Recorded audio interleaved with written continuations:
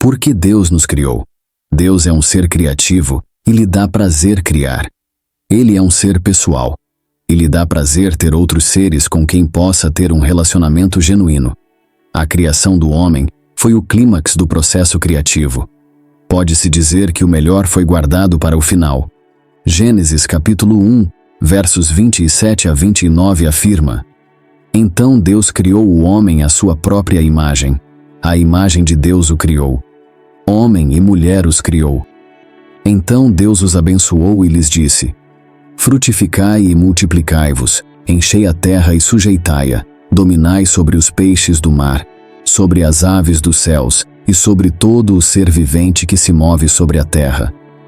E Deus disse: Vejam, eu vos dei toda a erva que dá semente, que está sobre a face de toda a terra, e toda árvore cujo fruto contém semente. Tudo isso vos servirá de alimento. Diferentemente dos animais, onde Deus disse: produzam as águas, e produza a terra, Deus agora diz: façamos o homem à nossa imagem, conforme a nossa semelhança. Todos os outros seres reproduzem-se conforme sua espécie, mas o homem é o único feito à imagem de Deus, reproduzindo-se nessa imagem. Os termos imagem e semelhança são usados de forma intercambiável e referem-se à semelhança espiritual, racional e moral do homem com seu Criador. Somente o homem tem a capacidade para a vida eterna, comunhão, discernimento moral, autoconsciência, fala e adoração. Assim, Deus criou um grande abismo entre o homem e os animais. Mesmo após a queda, o homem retém essa imagem de Deus, embora tenha sido maculada.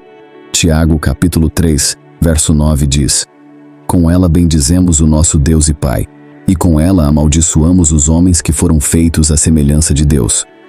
O pronome plural, nós, é provavelmente um plural majestático do ponto de vista da gramática e sintaxe hebraica. Gênesis capítulo 2, versos 22 a 24 continua: Então a costela que o Senhor Deus tinha tomado do homem, transformou-a numa mulher e a trouxe ao homem. E Adão disse: Esta é agora osso dos meus ossos e carne da minha carne. Ela será chamada mulher, porque foi tirada do homem. Por isso, o homem deixará seu pai e sua mãe, e se unirá à sua esposa, e eles se tornarão uma só carne. O domínio não é o conteúdo, mas a consequência da imagem divina. Hebreus capítulo 2, versos 7 a 10 elabora: Tu o fizeste um pouco menor que os anjos, de glória e honra o coroaste e o constituíste sobre as obras das tuas mãos. Todas as coisas sujeitaste debaixo dos seus pés, porque, em sujeitando-lhe todas as coisas, nada deixou que não lhe seja sujeito. Mas agora ainda não vemos que todas as coisas lhe estejam sujeitas. Vemos, porém, Jesus, que foi feito um pouco menor que os anjos, por causa do sofrimento da morte, coroado de glória e de honra, para que pela graça de Deus provasse a morte por todos. 1 Coríntios capítulo 15, versos 27 e 28 afirma: Pois ele sujeitou todas as coisas debaixo dos seus pés. Mas quando diz que todas as coisas lhe foram sujeitas, é claro que se excetua aquele que lhe sujeitou todas as coisas. E quando todas as coisas lhe forem sujeitas, então também o próprio Filho se sujeitará àquele que todas as coisas lhe sujeitou, para que Deus seja tudo em todos. Sendo feitos à imagem e semelhança de Deus, os seres humanos têm a capacidade de conhecer a Deus e, assim, amar, adorá-lo, servi-lo e ter comunhão com Ele. Deus não criou os seres humanos porque precisava deles. Ele não precisa de nada. Como Deus, Ele nos ama, mas isso não é o mesmo que precisar de nós. Se nunca tivéssemos existido, Deus ainda seria Deus, o imutável. Malaquias capítulo 3, verso 6. Eu, o Senhor, não mudo. Êxodo capítulo 3, verso 14. E Deus disse a Moisés: Eu sou o que sou. O Eu sou nunca esteve insatisfeito com sua própria existência eterna. Quando fez o universo, Ele fez o que lhe agradou. E como Deus é perfeito, sua ação foi perfeita. Gênesis capítulo 1, verso 31. E Deus viu tudo o que havia feito, e era muito bom. A resposta breve para a pergunta: porque Deus nos criou. É, para o seu prazer. Apocalipse capítulo 4, verso 11 diz: Tu és digno, Senhor e Deus nosso, de receber glória, honra e poder, porque criaste todas as coisas, e por tua vontade elas existem e foram criadas. Colossenses capítulo 1, verso 16 reafirma o ponto: Pois por ele foram criadas todas as coisas, nos céus e na terra. Também o próprio Filho se sujeitará àquele que todas as coisas lhe sujeitou, para que Deus seja tudo em todos. Sendo feitos à imagem e semelhança de Deus, os seres humanos têm a capacidade de conhecer a Deus, amá-lo, adorá-lo, servi-lo e ter comunhão com Ele. Deus não criou os seres humanos porque precisava deles. Ele não precisa de nada. Como Deus, Ele nos ama, mas isso não significa que precisa de nós. Se nunca tivéssemos existido, Deus ainda seria Deus, o imutável. Em Malaquias capítulo 3, verso 6, e em Êxodo capítulo 3, verso 14, Deus diz a Moisés: Eu sou o que sou, e em seguida acrescenta: Assim dirás aos filhos de Israel: Eu sou me enviou a vós. O Eu sou nunca esteve insatisfeito com sua própria existência eterna. Quando Deus fez o universo, Ele fez o que lhe agradou. E uma vez que Deus é perfeito, sua ação foi perfeita, muito boa, como afirma Gênesis capítulo 1, verso 31. A resposta breve para a pergunta, por que Deus nos criou? É, para o seu prazer. Apocalipse capítulo 4, verso 11 diz: Tu és digno, Senhor, de receber glória, honra e poder, porque tu criaste todas as coisas, e por tua vontade elas existem e foram criadas. Colossenses capítulo 1, verso 16, reafirma o ponto: Todas as coisas foram criadas por Ele e para Ele. Ser criado para o prazer de Deus não implica que a humanidade foi criada para entreter ou divertir Deus. Ele é um ser criativo que se deleita em criar. Por que estamos aqui? É uma questão atemporal que está intrinsecamente ligada a questões de propósito e valor pessoal. É uma questão significativa, e a resposta determina como alguém pensa sobre si mesmo e interage com o mundo. Algumas pessoas acreditam que os humanos foram criados por acaso. Se esse for o caso, não há uma razão real para nossa existência, e a vida não teria um significado último. No entanto, de acordo com Gênesis capítulo 1, verso 27, um Criador inteligente criou todas as coisas de propósito, incluindo o primeiro homem e a primeira mulher. Em 6 dias, o Senhor fez a humanidade à sua imagem para governar sobre sua criação, mas os primeiros humanos escolheram desobedecer a Deus, trazendo pecado e morte ao mundo. Desde então, a humanidade tem sido estranhada de Deus. Perguntamo-nos quem somos, por que estamos aqui e quais são nossos propósitos. Sem uma relação âncora com o Senhor, essas questões podem permanecer sem resposta. O que estou fazendo aqui para trazer glória a Deus?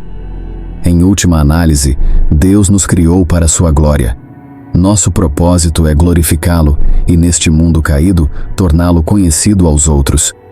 Isaías, capítulo 43, verso 7, afirma: A todos os que são chamados pelo meu nome e que criei para a minha glória, que formei e fiz.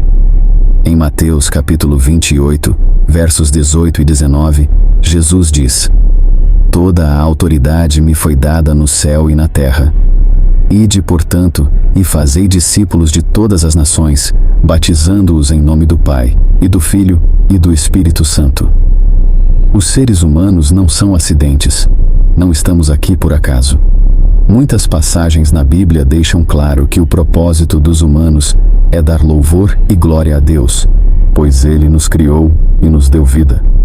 Apocalipse capítulo 4, verso 11 diz: Tu és digno, Senhor e Deus, de receber glória, honra e poder, pois criaste todas as coisas, e pela tua vontade elas existem e foram criadas. Eclesiastes capítulo 12, verso 13 afirma: De tudo o que se tem ouvido, a conclusão é esta: teme a Deus e guarda os seus mandamentos, porque este é o dever de todo homem. Vamos ouvir a conclusão de todo o assunto. Tema a Deus e guarde os seus mandamentos. pois este é o dever de todo homem. Em suas confissões, Agostinho de Hipona resume nosso propósito e desejo profundo. Fizeste-nos para ti, ó Senhor, e o nosso coração está inquieto até que encontre repouso em ti. A razão geral para nossa presença aqui, para glorificar a Deus, aplica-se a cada um de nós individualmente. O Salmo 139, verso 16, implica que o propósito de Deus para nós é tão preciso quanto é pessoal. Os teus olhos viram o meu embrião. Todos os dias determinados para mim foram escritos no teu livro, antes de um deles existir. De acordo com este versículo, Deus controla 3 coisas que nos dizem respeito intimamente. Número 1, o início de cada vida. Número 2, a duração de cada vida. Número 3, o plano exato para cada vida. Capítulo 2. Por que estou aqui? Estamos aqui para ser reconciliados com Deus, que ordena a todas as pessoas em todo lugar que se arrependam. Em Atos, capítulo 17, verso 30, Jesus morreu em nosso lugar, suportando a sentença por nossos pecados. Romanos, capítulo 5, versos 6 ao 8 afirma: Pois quando ainda éramos fracos, no tempo certo Cristo morreu pelos ímpios. Dificilmente alguém morreria por um justo. Talvez por uma boa pessoa alguém até se atreveria a morrer. Mas Deus demonstra seu próprio amor para conosco pelo fato de que Cristo morreu por nós, sendo ainda pecadores. Por meio de sua ressurreição, ele venceu o pecado e a morte e tornou possível termos um relacionamento com Deus, restaurando assim o relacionamento que foi quebrado na queda da humanidade. Romanos capítulo 5, versos 9 e 10, diz: Muito mais então, agora que somos justificados por seu sangue, seremos salvos da ira por meio dele. Pois, se quando éramos inimigos fomos reconciliados com Deus pela morte de seu Filho, muito mais, tendo sido reconciliados, seremos salvos por sua vida. Somos libertados do pecado pelo arrependimento e fé na morte e ressurreição de Jesus. A Bíblia expressa Deus como não querendo que ninguém pereça, mas que todos cheguem ao arrependimento. 2 Pedro, capítulo 3, verso 9, afirma: O Senhor não retarda a sua promessa, como alguns a consideram demorada, mas é longânimo para conosco, não querendo que nenhum pereça, mas que todos cheguem ao arrependimento. Por que estou aqui? Estamos aqui para servir e seguir o Senhor. Quando tudo tiver sido ouvido, a conclusão do assunto é esta: tema a Deus e guarde seus mandamentos, porque este é o dever de todo o homem.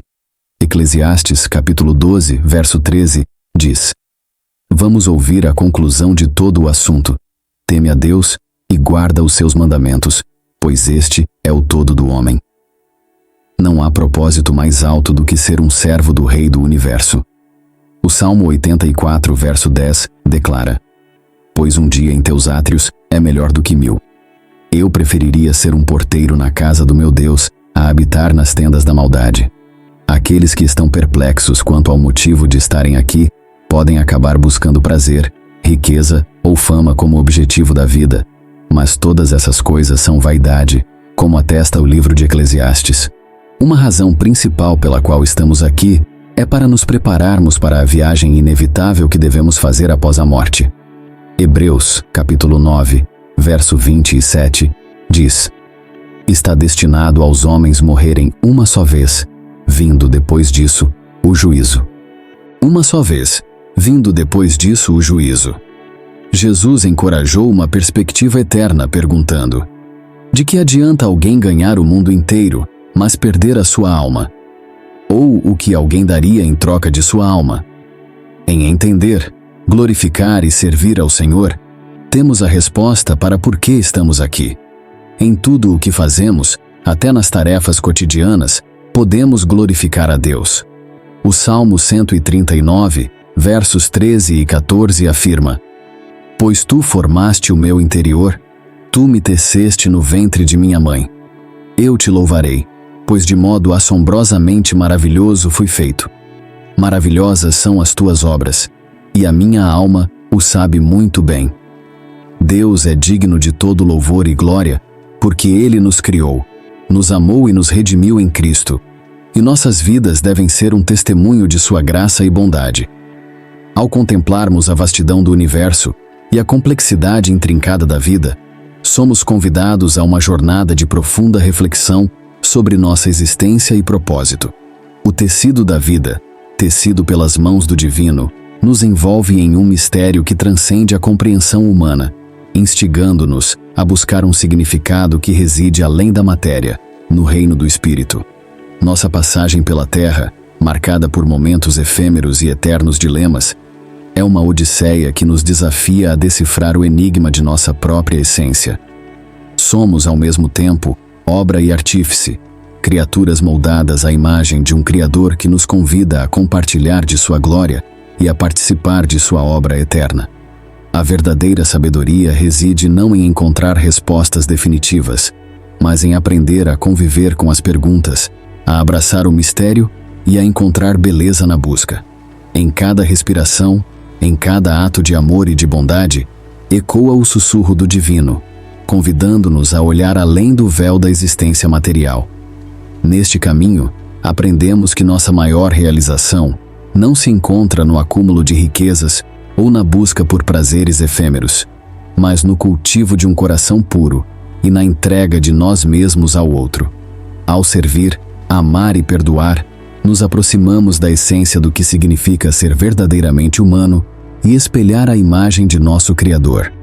Jesus Cristo, em sua essência e missão, encarna a resposta viva às indagações milenares da alma humana sobre propósito, amor e redenção. Sua vida, ensinamentos e sacrifício supremo no Calvário apresentam o ápice do amor incondicional, oferecendo a cada coração que o acolhe a chave para compreender não apenas quem somos, mas para quem fomos criados. Nesta jornada terrena, marcada por incertezas e buscas incessantes, Jesus se apresenta como o caminho, a verdade e a vida, guiando-nos à plenitude e ao propósito final. Uma só vez, vindo depois disso o juízo, Jesus encorajou uma perspectiva eterna perguntando: de que adianta alguém ganhar o mundo inteiro, mas perder a sua alma? Ou o que alguém daria em troca de sua alma? Em entender, glorificar e servir o Senhor, temos a resposta para por que estamos aqui. Em tudo o que fazemos, até nas tarefas cotidianas, podemos glorificar a Deus. 1 Coríntios capítulo 10, verso 31 diz: porque o Senhor nos criou de forma única, podemos glorificá-lo de maneiras que são únicas para nossas personalidades, talentos e dons. 1 Pedro, capítulo 4, versos 10 e 11. Cada um de vocês deve usar o dom que recebeu para servir aos outros, como fiéis administradores da graça de Deus em suas várias formas. Se alguém fala, deve fazê-lo como quem fala as próprias palavras de Deus. Se alguém serve, deve fazê-lo com a força que Deus provê, para que em todas as coisas Deus seja louvado através de Jesus Cristo. A Ele seja a glória e o poder para todo o sempre. Amém. Salmos, capítulo 139, versos 13 e 14. Pois tu formaste o meu interior, tu me teceste no ventre de minha mãe. Eu te louvarei, pois de modo assombrosamente maravilhoso fui feito. Maravilhosas são as tuas obras, e a minha alma o sabe muito bem. Deus é digno de todo louvor e glória, porque Ele nos criou, nos amou e nos redimiu em Cristo, e nossas vidas devem ser um testemunho de sua graça e bondade. Ao contemplarmos a vastidão do universo e a complexidade intrincada da vida, somos convidados a uma jornada de profunda reflexão sobre nossa existência e propósito. O tecido da vida, tecido pelas mãos do Divino, nos envolve em um mistério que transcende a compreensão humana, instigando-nos a buscar um significado que reside além da matéria, no reino do Espírito. Nossa passagem pela Terra, marcada por momentos efêmeros e eternos dilemas, é uma odisseia que nos desafia a decifrar o enigma de nossa própria essência. Somos, ao mesmo tempo, obra e artífice, criaturas moldadas à imagem de um Criador que nos convida a compartilhar de sua glória e a participar de sua obra eterna. A verdadeira sabedoria reside não em encontrar respostas definitivas, mas em aprender a conviver com as perguntas, a abraçar o mistério e a encontrar beleza na busca. Em cada respiração, em cada ato de amor e de bondade, ecoa o sussurro do divino, convidando-nos a olhar além do véu da existência material. Neste caminho, aprendemos que nossa maior realização não se encontra no acúmulo de riquezas ou na busca por prazeres efêmeros, mas no cultivo de um coração puro e na entrega de nós mesmos ao outro.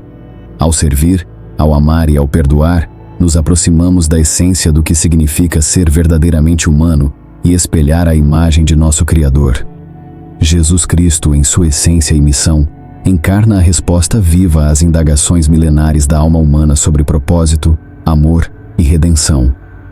Sua vida, ensinamentos e sacrifício supremo no Calvário apresentam o ápice do amor incondicional, oferecendo a cada coração que o acolhe a chave para compreender não apenas quem somos, mas para quem fomos criados. Nesta jornada terrena, marcada por incertezas e buscas incessantes, Jesus se apresenta como o caminho, a verdade e a vida, guiando-nos à reconciliação com Deus e ao despertar de nossa verdadeira identidade como filhos e filhas do Altíssimo.